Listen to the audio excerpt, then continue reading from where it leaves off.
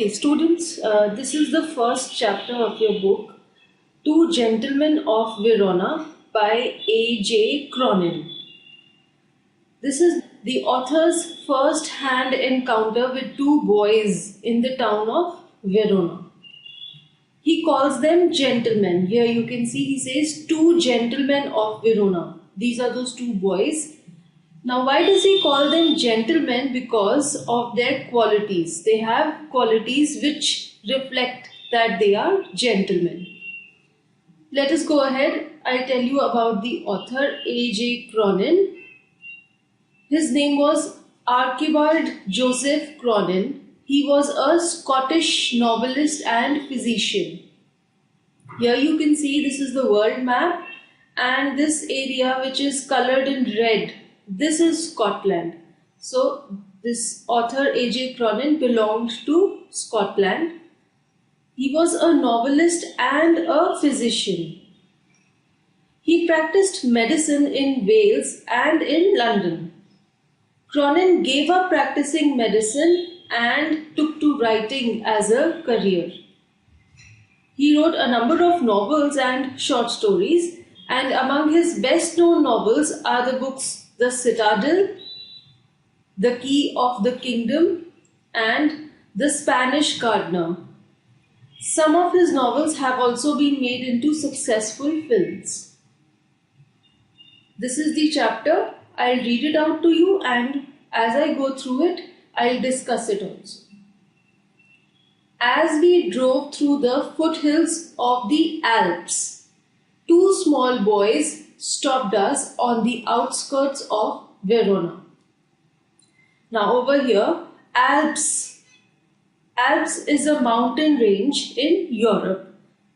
It passes through 8 countries. They are Austria, France, Germany, Italy, Liechtenstein, Monaco, Slovenia and Switzerland.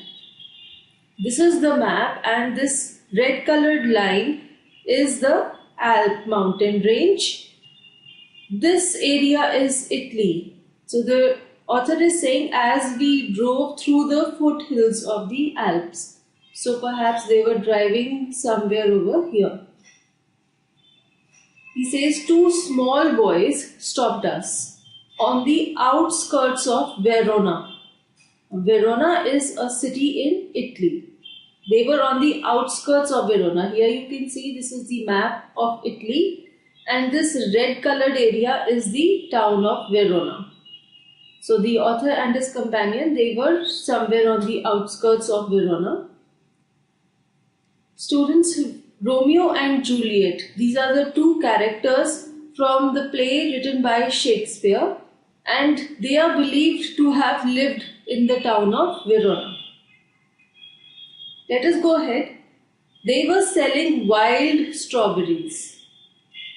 Don't buy, warned Luigi, our cautious driver. You will get fruit much better in Verona. Besides, these boys. He shrugged his shoulders to convey his disapproval of their shabby appearance. Now here, the driver disapproved of the boys because they were dressed in a very poor and bad condition. Here you can see they are wearing dirty and old clothes, and they are not neat and tidy. Shabby means in poor condition through long use or lack of care. So the driver found these boys to be shabby in appearance, and so he disapproved of them. One boy had on a worn jersey and cut-off khaki pants. The other a shortened army tunic gathered in loose folds about his skinny frame. Skinny means very thin. Yet, gazing at the two little figures with their brown skins, tangled hair and dark, earnest eyes. Earnest means serious and sincere. So this was the expression in their eyes. We felt ourselves strangely attracted. My companion spoke to the boys, discovered that they were brothers. Nicola the elder was 13. Jacopo, who barely came up to the door handle of the car, was nearly 12. We bought their biggest basket, then set off towards the town. Here the author is saying that the boys had dark, earnest eyes. So this expression of seriousness in their eyes attracted the narrator and his companion towards the boys. Let us go ahead. Next morning, coming out of our hotel, we saw our friends bent over shoe-shine boxes beside the fountain in the public square, doing a brisk business. So public square is basically the central place of the town, and over there they were sitting beside this fountain which was there in the center of the public square, and they were shining shoes in order to earn money. Here the author says they were doing brisk business, which means they were earning money very fast. They were working quickly. We watched for a few moments, then as trade slackened, we went over. They greeted us with friendly faces. Slacken means that as their work slowed down, so the author and his companion went over to the boys.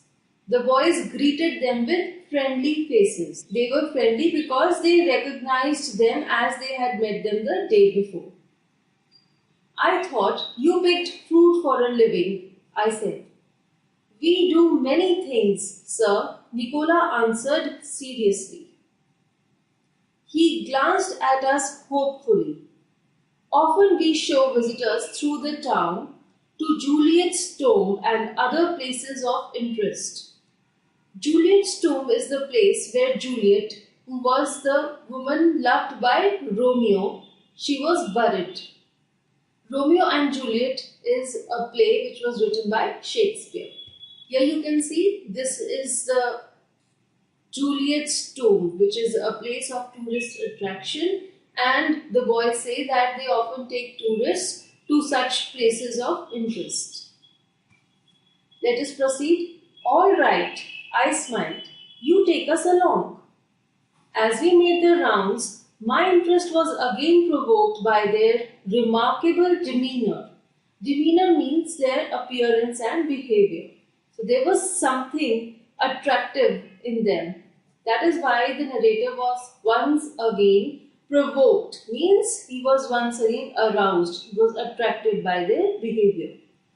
He says, they were childish enough and in many ways quite artless. Artless means they were innocent, natural and simple. Jacopo was lively as a squirrel. So here the author is comparing Jacopo. He was saying he was lively as a squirrel. Nicola's smile was steady and engaging.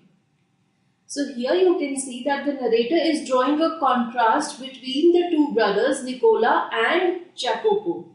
He says that Jacopo, who was a younger brother, was lively and quite childish. Whereas on the other hand, Nicola, who was the elder one, was maturer and his eyes wore an expression of seriousness. Further, the narrator says, yet in both these boyish faces, there was a seriousness which was far beyond their years. So this term, far beyond their years, means that although the two boys were childish, yet there was an expression of seriousness in their eyes. And this expression of seriousness was much beyond their age of 12 and 13.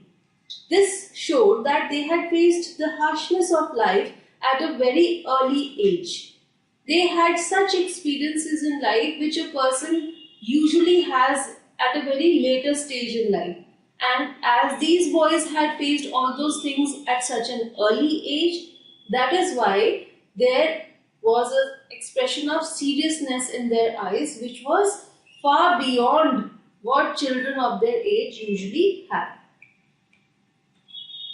Further, if we wanted a pack of American cigarettes or seats for the opera or the name of a good restaurant, Nicola and Jacopo could be relied upon to satisfy our needs. What struck one most was their willingness to work. During these summer days, under the hot sun, they shined shoes, sold fruit, hawked newspapers, conducted tourists round the town, and ran errands. Here, hawked means to carry about an offer for sale. You can see in this image also, this person on the cycle, he is carrying this eatables on his rickshaw and he is a hawker. One night, we came upon them in the windy and deserted square, resting on the stone pavement beneath the lights. Deserted means which is empty of people. Nicola sat upright, tired. A bundle of unsold newspapers lay at his feet. Jacopo, his head resting upon his brother's shoulder, was asleep. It was nearly midnight. Why are you out so late, Nicola? So here the author is asking Nicola that why are they out and sitting at this place at such an hour? Nicola replies, waiting for the last bus from Padua. We shall sell all our papers when it comes in. Must you work so hard? You both look rather tired. We are not complaining, sir. But next morning, when I went over to the fountain to have my shoes shined, I said, Nicola, the way you and Jacopo work, you must earn quite a bit. You spend nothing on clothes. You eat little enough. When I see you have a meal, it's usually black bread and figs. Figs is a fruit. Here you can see these are figs. Tell me, what do you do with your money? So now the narrator is talking to Nicola. He is saying that you work so hard and you earn good money, but you do not spend enough. You usually just eat a simple meal of black bread and figs. So what do you do with the money that you earn? He colored deeply under his sunburn, then grew pale. So the narrator observed that upon hearing his question, Nicola at once became cheerful and excited. He blushed. The pink color on his face was so prominent that it was even visible through his dark, sunburnt skin. He says he colored deeply under his sunburn. Then he says, then grew pale. This means that just when he had blushed, just then, after a few seconds, he had an afterthought. This afterthought aroused emotions in Nicola. Now, what was this afterthought? He was reminded of his ailing sister. They were collecting all this money for her treatment, and when he recollected about her that she was suffering so much, his face became sad and it turned pale, dull and colorless. Then the narrator says he looked to the ground. So he was not able to face the narrator. The narrator says, you must be saving up to emigrate to America. Emigrate means to leave your own country in order to settle permanently in another country. I suggested. He looked at me sideways, spoke with an effort. Now, why is he trying to speak with an effort? Because this topic arouses a lot of emotions in him and he is not able to talk comfortably. We should greatly like to go to the States, but here at present we have other plans. This is what Nicola replies to the narrator. The narrator asks, what plans? So Nicola smiled uncomfortably. Just plans, sir, he answered in a low voice. So why Nicola is uncomfortable and he is speaking in a low voice? because he is not interested in continuing the conversation. He just says, just plans, because he is reluctant in sharing his problems as he does not want sympathy and help from anyone. Well, I said, we are leaving on Monday. Is there anything I can do for you before we go? Nicola shook his head, but suddenly Jacopo said, Sir, he burst out. So here the author is saying that there is a contrast between the behavior of both the brothers. While Nicola is reluctant, he refuses promptly to the help offered by the narrator, but his younger brother Jacopo, he speaks up. He suddenly bursts out, which shows that he is immature and childish, whereas Nicola, the elder brother, is serious and very mature. Every Sunday, we make a visit to the country, to Paletta, 30 kilometers from here. Usually, we hire bicycles. But tomorrow, since you are so kind, you might send us in your car. I had already told Luigi he might have the Sunday off. So the narrator has given an off, a leave to his driver. However, I answered, I'll drive you out myself. There was a pause. Nicola was glaring at his young brother in vexation. Vexation means that the state of being annoyed. So Nicola was very angry at Jacopo. He says, we could not think of troubling you, sir. The narrator says it won't be any trouble. So how did Nicola react? He bit his lip. Then, in a rather put-out tone, he said, very well. So this shows that Nicola was not comfortable with this plan, as he did not like taking help and sympathy from others. The following afternoon, we drove to the tiny village set high upon the hillside. I imagined that our destination would be some humble dwellings. Humble dwellings means a simple space for living, something like this, small hutments. But, directed by Jacopo, we drew up at a large red-roofed villa. This is a large red-roofed villa surrounded by a high stone wall. I could scarcely believe my eyes, and before I could recover breath, my two passengers had leaped from the car. So by the time the narrator had recovered from his state of astonishment, the boys had jumped out of the car. We shall not be long, sir. Perhaps only an hour. Maybe you would like to go to the cafe in the village for a drink. They disappeared beyond the corner of the wall. After a few minutes, I followed. I found a grilled side entrance and determinedly rang the bell. Grilled side entrance is an entrance which has fence of metal bars. It could be something like this. A pleasant-looking woman with steel-rimmed spectacles appeared. I blinked as I saw that she was dressed in the white uniform of a trained nurse. Now, steel-rimmed means the upper or outer edge of an object, especially when it is curved or circular.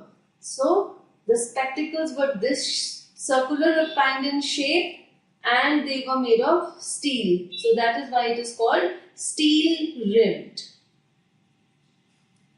So now when the narrator rings the bell at this villa, the bell is answered by a nurse. I just brought two small boys here. The nurse says, yes. Her face lit up. She opened the door to admit me.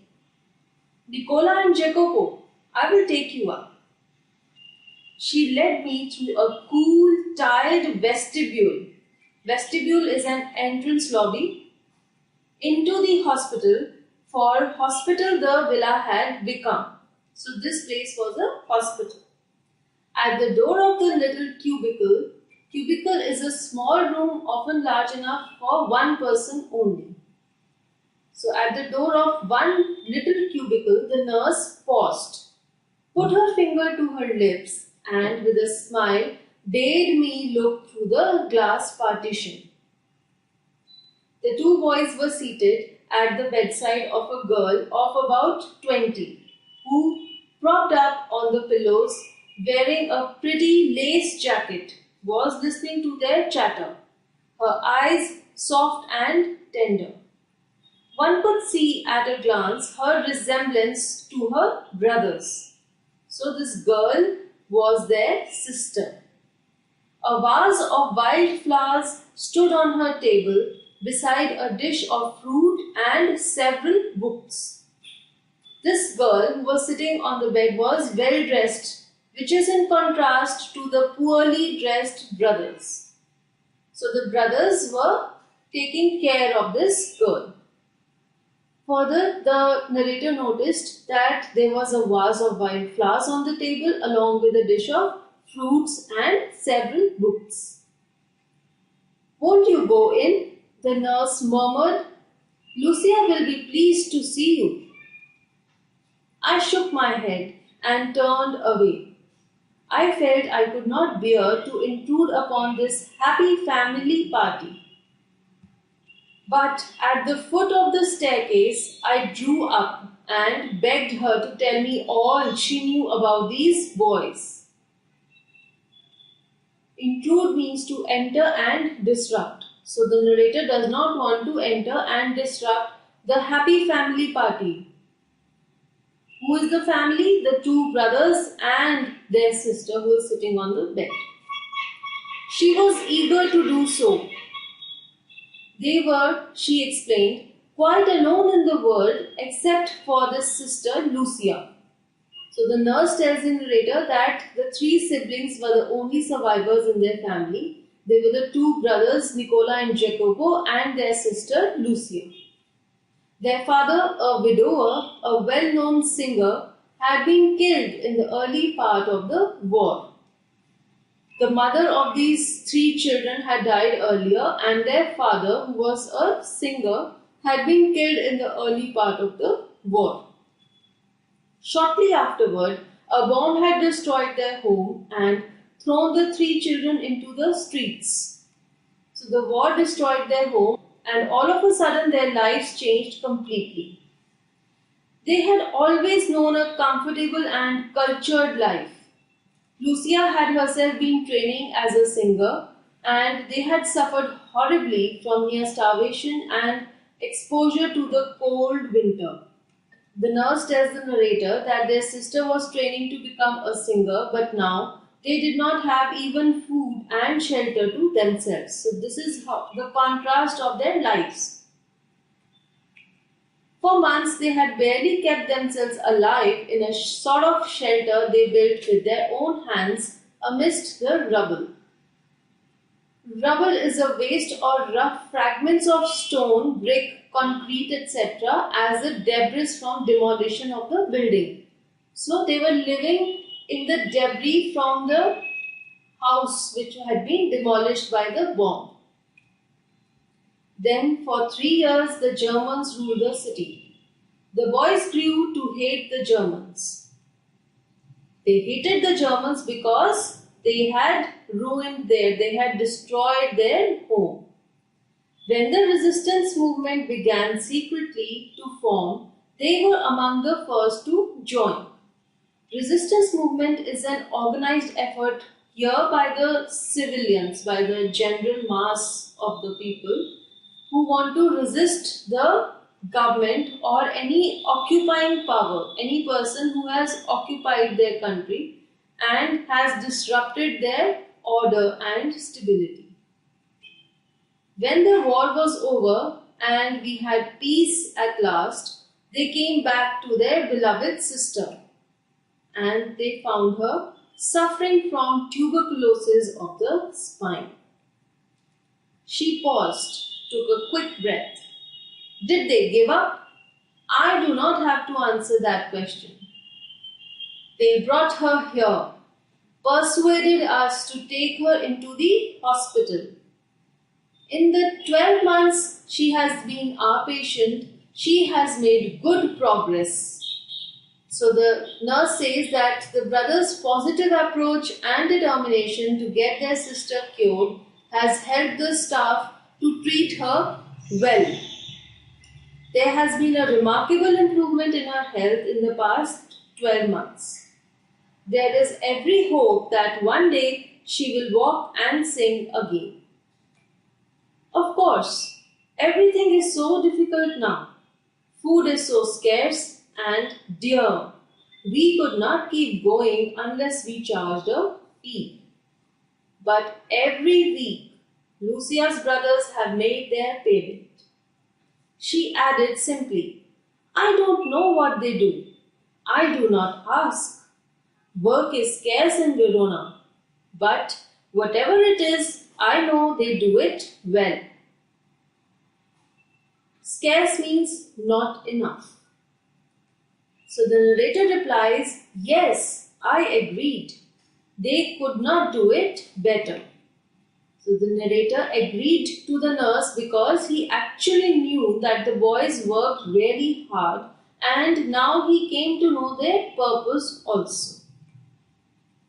I waited outside until the boys rejoined me, then drove them back to the city. They sat beside me, not speaking. For my part, I did not say a word. I knew they would prefer to feel that they had safely kept their secret. Their secret was that they had an elder sister, Lucia, who was ailing and undergoing treatment at a hospital. So these two boys did not want that anyone should come to know about this. So the narrator also did not discuss this fact with them in order to safely keep their secret. Yet their devotion had touched me deeply. War had not broken their spirit. The narrator was moved by the devotion which the boys had for their sister. He says that hardships and sadness had not weakened or stopped them. They did not bother about their own needs, but they worked so hard to provide the best for their sister. This showed their selflessness. Their selfless action brought a new nobility to human life, gave promise of a greater hope for human society. So the narrator says that such humble youth gives our society hope for a better tomorrow. He says that in such times of war, weapons and hatred, still such acts of humanity show a hope for a better tomorrow. The first exercise is, what are the qualities of a gentleman? Complete the web chart by listing the qualities of a gentleman. So the qualities of a gentleman are courteous, chivalrous, wise, considerate, understanding, respectful. The next exercise is, does a gentleman have consideration for others and their feelings? The answer is yes. A gentleman has consideration for others and their feelings. A real gentleman is one who is sensitive and thoughtful towards the people around him. Based on your reading of the story, answer the following questions by ticking the correct options. The first one is, the driver did not approve of the narrator buying fruit from the two boys because the options are, the boys were untidy and poorly dressed, the strawberries were not fresh, they were asking for a heavy price, the driver did not approve of small boys who worked. The correct option is the first one. The boys were untidy and poorly dressed. The next one is, the narrator was most impressed by the boys. The options are desire to earn money, willingness to work, ability to perform many tasks, sense of fun. The correct option is the second one, their willingness to work. The third question is, Nicola was not pleased when Jacopo asked the narrator to drive them to Poletta as he, the options are, did not want a stranger to become involved with their plans, preferred going to Poletta by train so that he could enjoy the scenery, did not want to ask anyone for favors, did not want to take help from someone he did not know well. The correct choice would be C, did not want to ask anyone for favors. The next question is, the narrator did not go inside Lucia's room as the options are, he did not want to intrude into their privacy, he thought that the boys would object, Lucia would not welcome a stranger, the boys would feel he was spying on them. The correct option is the first one. He did not want to intrude into their privacy. The next question is, the boys were the first to join the resistance movement against the Germans because the options are, the Germans had hurt their sister, the Germans ruled the city, the Germans had ruined their family, the Germans had destroyed their home. The correct option is the last one, the Germans had destroyed their home. The author did not speak to the boys on their return journey because the options are, he thought that boys would prefer to keep their secret, he thought the boys were ashamed of their sister's condition, he thought they wouldn't tell him the truth, he thought the boys might ask him for money for their sister. The correct option is the first one, he thought the boys would prefer to keep their secret. What do you understand by the following statements? The first one is, we do many things, sir. Nicola answered seriously. He glanced at us hopefully. This statement means that the boys Nicola and Jacopo did various jobs in order to earn money. Nicola was serious about the work they did, which reflects their willingness to work and gather money. He looked at the narrator hopefully, as he wished that the narrator would also engage them in some work. The next one, he colored deeply under his sunburn, then grew pale. This statement means that upon hearing the narrator's question, Nicola became cheerful and excited. He blushed suddenly. The pink color on his face was so prominent that it was even visible beneath his dark, sunburnt skin. Just then he had an afterthought which aroused emotions in him. He was reminded of his ailing sister. They were collecting money for her treatment. This thought of his sister's ailment made him sad and his face turned pale, dull and colorless. The next is, he smiled uncomfortably. Just plans, sir, he answered in a low voice. This statement implies that Nicola is uncomfortable while answering personal questions asked by the narrator. He does not want to share his problems with anyone. His reluctance is evident from his short reply and low voice. Neither does he want to disclose his reality to the narrator, nor does he want to lie to him. So, he speaks in a low voice. Yet, in both these boyish faces, there was a seriousness which was far beyond their years. This statement means that although the boys were childish, simple and natural, there was a grave seriousness on their face. This was indicative of the rude and harsh life which they had faced at such an early age. As they had lost their parents and home, and their sister was battling an ailment, the young boys were serious towards life. They had lost their childhood. This expression of seriousness was in contrast to their young age and their otherwise childish behavior. Answer these questions briefly. The first one is, why didn't Luigi the driver approve of the two boys? The answer is, Luigi the driver did not approve of the boys because of their appearance. The boys were untidy and poorly dressed, and so he frowned upon them. Why were the narrator and his companion impressed by the two boys? The answer is, the narrator and his companion were attracted to the boys. The boys had seriousness towards their work. which was unusual for their age.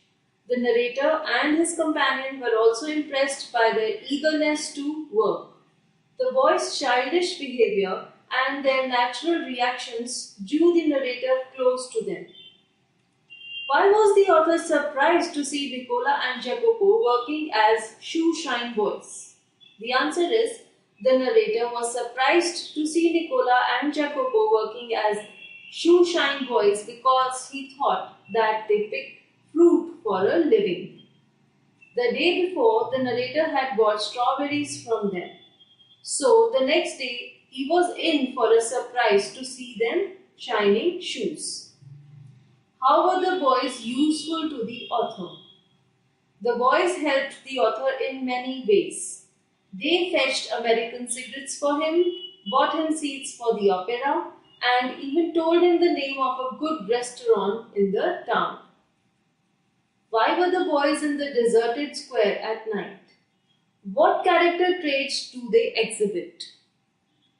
The answer is the boys were waiting for the last bus from Padua, and so they were in the deserted square at midnight. They wanted to sell all their unsold newspapers to the travelers in the bus.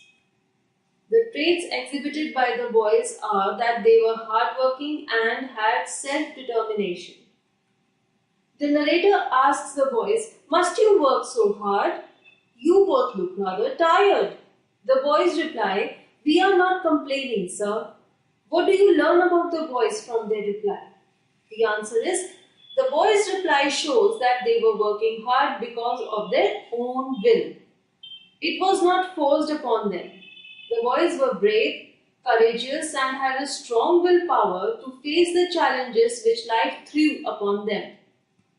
They did not feel sad and dejected, which indicates that they took every challenge in life confidently. Question number 7 is, when the narrator asks the boys about their plans, they are evasive. Why don't they disclose their problems? The answer is, the boys are evasive and do not disclose their problems to the narrator. They do not want sympathy and help from anyone. The boys are hardworking and determined to fight their own battle of life. They do not want to feel weak and so do not disclose their problems to anyone. Appearances are deceptive. Discuss with reference to the two boys. Appearances are deceptive. This is appropriate for the boys. On the first glance, they look childish, natural, and simple.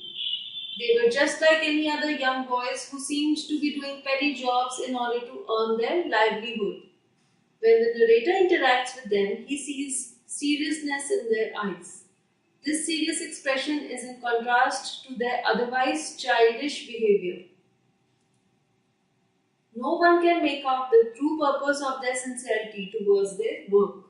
It is only when the narrator visits the hospital and meets the nurse that he comes to know the harsh truth of their life. It is then that he discovers their purpose for gathering all the money they can by working continuously. The narrator is surprised by their devotion towards their elder sister, which is unrealistic for such small children of their age. Thus, the above mentioned words are appropriate for them. Do you think the boys looked after Lucia willingly? Give reasons for your answer. Yes, I think the boys looked after Lucia willingly. The amount of hard work they did and the kind of sincerity and determination they had towards their work cannot be forced upon a person. It was their own dedication towards their sister, and so they were willing to look after her. How does the story Two Gentlemen of Verona promise hope for the society? The story Two Gentlemen of Verona promises hope for the society.